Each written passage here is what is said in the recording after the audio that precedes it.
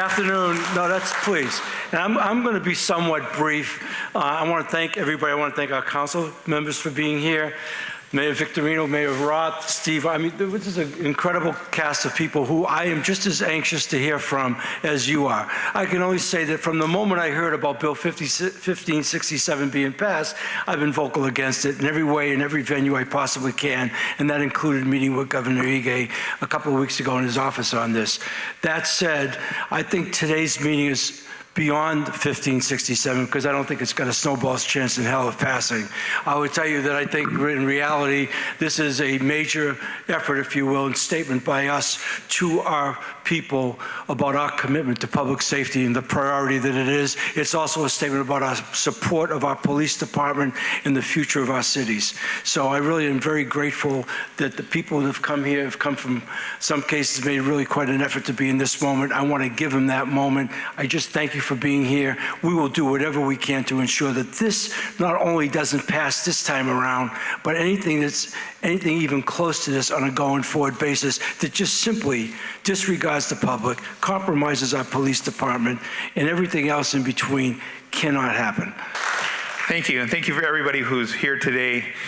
This really is about public safety. Having been a prosecuting attorney in this state, in this county, as well as in Hawaii County, I can tell you that what we see is that judges are already releasing people. You know, the issue that we have in this state is not what you're seeing in other places. This is like taking a bazooka to a problem of a fly instead of a fly swatter. The collateral damage that this bill could cause is humongous. You know, we have judges that are already letting people out, that have the ability to do everything that this bill is talking about. But what it forgets is it forgets about the victims of crime, the people that are getting their cars stolen again and again and again and again and again and again from the same offenders, from the offenders who are out there, you know, causing our police officers to put their lives in danger, from people who are stealing from our stores, our restaurants. You know, it is really causing some crazy things, and it really is eroding confidence in justice and the whole system. We see now that, you know, as the justice system starts to go down this slippery slope, we're seeing people getting shot across the nation. We see officers who are putting themselves in harm's way. Yes, I realize this is not looking at violent crime yet. Yet, when you start to erode the criminal justice system, when you start to erode the confidence in our courts, you start to see people acting differently. And this bill does not help us, it just hurts us. Thank you very much. Aloha, everyone. Today, I speak as the Mayor of Maui County and also as President of the Hawaii Conference of Mayors. We've come together today as one voice to ask Governor Ige to veto Bill HB 1567-HD1, which is related to the pretrial reform. Lawmakers are seeking a better balance in social equality by eliminating the monetary bail in arrest for certain nonviolent crimes, and we admire that. However, we understand that this legislative intent behind this bill may be flawed because of the bill itself. I want to recognize SHOPO, who's in the audience, and other law enforcement that makes this happen. Let's give them a big round of applause for everything they do.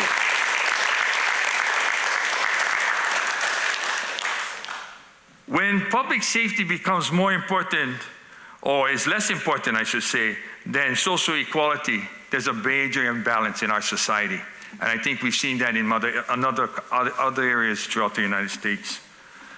Instead, I would like to ask that we have a well-planned, well-funded alternative monetary bail bill developed with the input of all the stakeholders, that would include law enforcement, judiciary, And those of us who are county officials who have to enforce a lot of this, it's our jails many times that have to handle this kind of situation. I'm concerned with whatever laws are put in effect, that the judiciary discretions could be hampered and changed in many ways. As mentioned by Mitch, we already give our judges a lot of latitude. So I want to thank all the legislators that are here. I know your intent was well meant, and we're not knocking what you do, because I was a legislator on the council side. I know what we want to do is the right thing. The prosecutor's main job is protecting public safety.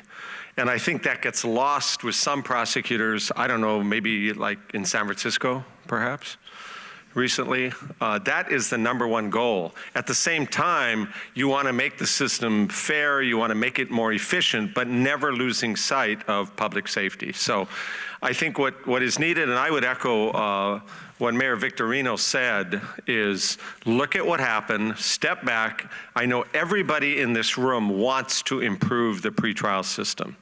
We do too. I don't like the current system. You could be the busiest burglar and the biggest ice head on the island, but if you can put up the few $1,000s for bail, you are not supervised, you are not drug tested between the time of your arrest and your trial. So the current system doesn't work. What I think it's going to take is the people in this room being at the table as stakeholders to try to come up with a better system. That is going to take some money, because I think what it means is you're going to have judges on call or available during the day, and then maybe at OCCC from 4 to midnight. So people that get arrested can be taken in front of a judge, so the prosecutors are able to bring up our concerns about release. Because often the tendency is to focus on the current charge. That may be a nonviolent felony shoplifting, but the person may have 5 prior domestic violence convictions. That person is dangerous and should not be released. The only way you're going to know that is to have a chance to look at their records. So, this outpouring of support in this room is wonderful. I stand with you on this. We've got to come up with a better solution that replaces it with an entirely new structure. And we're happy to work with everybody on this. So, Mayor, thank you for setting this up today. I think people are speaking with a strong voice, and I look forward to working with you, with the police department, and all the players, legislators, city council members, to try to come up with a better system. Thank you. Good afternoon and aloha. The 4 county police chiefs are unified in their opposition to House Bill 1567.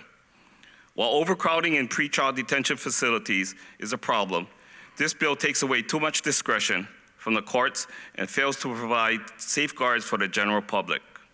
Our courts should have the ability to conduct case-by-case assessments instead of being held to a blanket offense-based rule. For example, it should be up to the judge, not the law, to decide if a stalking suspect should be released on his or her own recognizance. House Bill 1567 also does not address the individuals who repeatedly commit offenses that are considered nonviolent, including car thefts, car break-ins, and commercial burglaries. The bill allows someone who is arrested for unauthorized control of a propelled vehicle, which is car theft, to be released on their own recognizance, regardless of how many times they've been arrested for stealing a vehicle. We respectfully ask that consideration be given to the general public, including the victims whose cars have been stolen or broken into, and those whose businesses have been burglarized. Thank you. As police officers, we know better than most that people make mistakes. They mess up. They may commit a minor crime. We believe when good-natured people make a mistake, they deserve a second chance, even a third. But we should not give them a lifetime supply of get-out-of-jail-free cards. That's exactly what HB 1567 attempted to do for criminals. And that's exactly why this horrible bill has been met with such widespread opposition from communities across all the islands. This is a bill that rewards criminals and punishes victims. The sponsors of this bill are hiding the incentives that they are handing over to the criminals, and for good reason.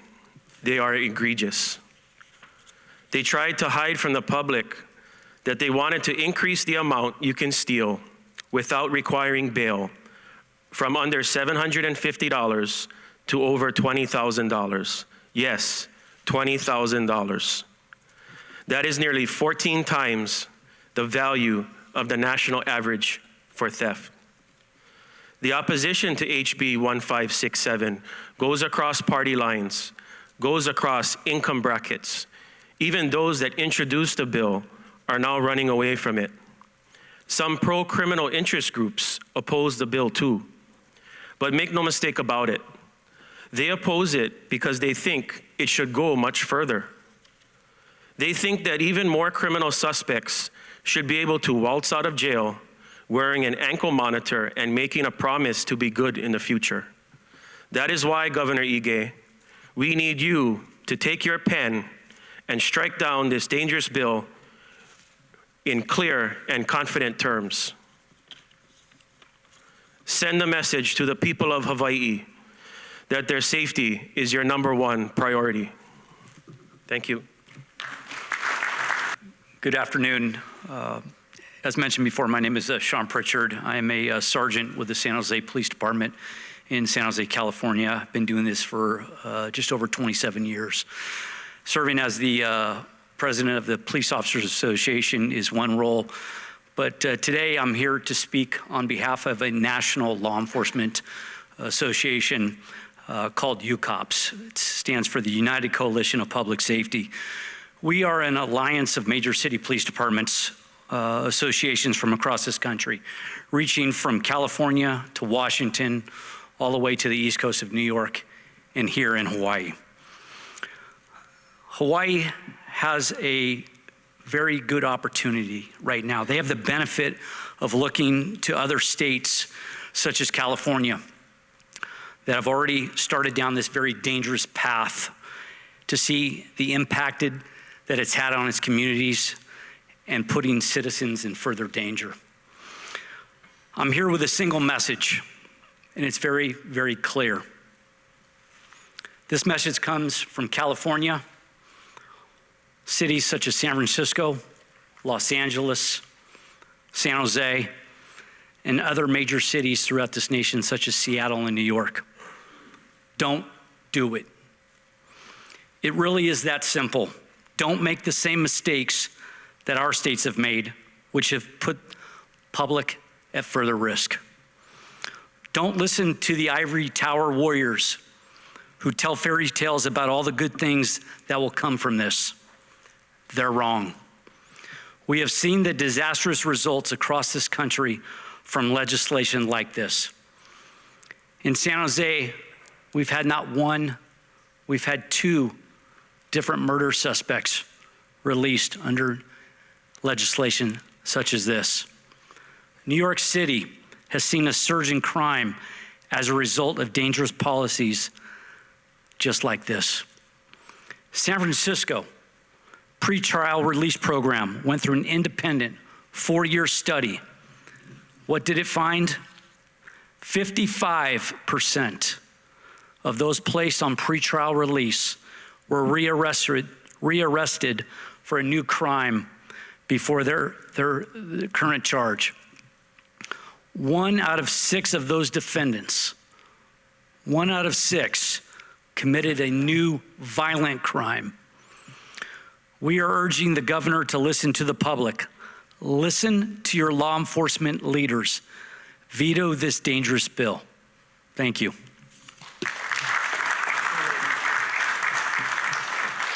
Thank you. So as I said at the outset today, first of all, I want to thank all of you for being here today, and especially the media coverage, but our panel, the 4 mayors, Steve Alm, our guests here. I was anxious to hear what they had to say. These are very well thought out, articulate statements. And so I'm in great hope here that our voices will be heard. I just, before I turn over to Ian and close, I want to thank Gene Ward, who co-authored an op-ed piece we did this past week. We've said what we can say, but as I wanted, just the last thing, on a going forward basis, there are some great lessons to be learned on what's happened elsewhere. We will not let that happen here. I thank you for being here today.